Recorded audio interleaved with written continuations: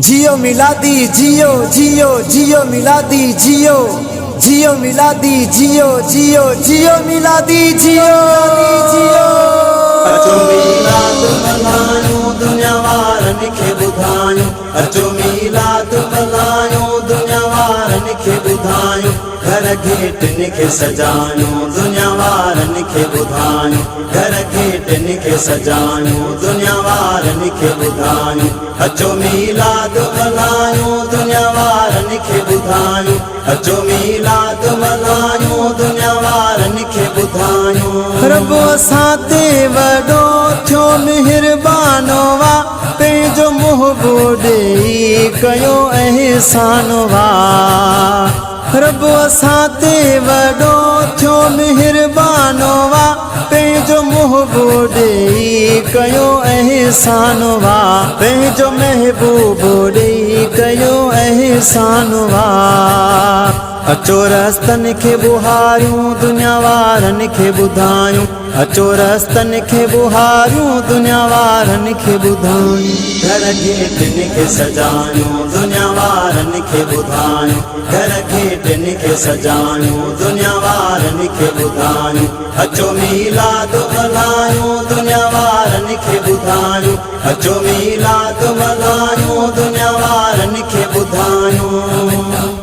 मलक हूरा पढ़ण साईं ते सलवात असां भी जशन करे अदा ॻायूं था नात। मलक हूरा पढ़ण साईं ते सलवात असां भी जशन करे अदा ॻायूं था नात। असां भी जशन करे अदा ॻायूं था नात।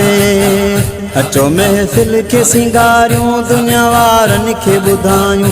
अचो महफ़िल खे सिंगारियूं दुनिया वारनि खे ॿुधायूं। घर घेटनि खे सजायूं दुनिया वारनि खे ॿुधायूं। घर घेटनि खे सजायूं दुनिया वारनि खे ॿुधायूं। अचो मीलाद मल्हायूं दुनिया वारनि खे ॿुधायूं। अचो मीलाद मल्हायूं दुनिया वारनि खे ॿुधायूं। मिठे मालिक साईं जो था शुक्र कयूं करे उर्स आका जो था नंगर कयूं। मिठे मालिक साईं जो था शुक्र कयूं करे उर्स आका जो था नंगर कयूं।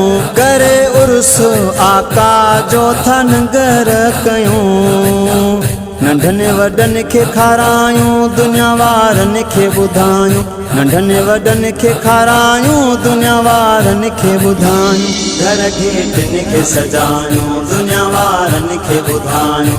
घर घेटनि खे सजायूं दुनिया वारनि खे ॿुधायूं। अचो मीलाद मल्हायूं दुनिया वारनि खे ॿुधायूं। अचो मीलाद मल्हायूं दुनिया वारनि खे ॿुधायूं। चनो ज़ाहिद मीलाद जुनातियूं लेखे इश्क मोहब्बत मां ज़ाहिद मुगेरी पढ़े। चनो ज़ाहिद मीलाद जुनातियूं लेखे इश्क मोहब्बत मां ज़ाहिद मुगेरी पढ़े। इश्क मोहब्बत मां ज़ाहिद मुगेरी पढ़े। पढ़ी आशिकनि खे था ठारियूं दुनिया वारनि खे ॿुधायूं। पढ़ी आशिकनि खे था ठारियूं दुनिया वारनि खे ॿुधायूं।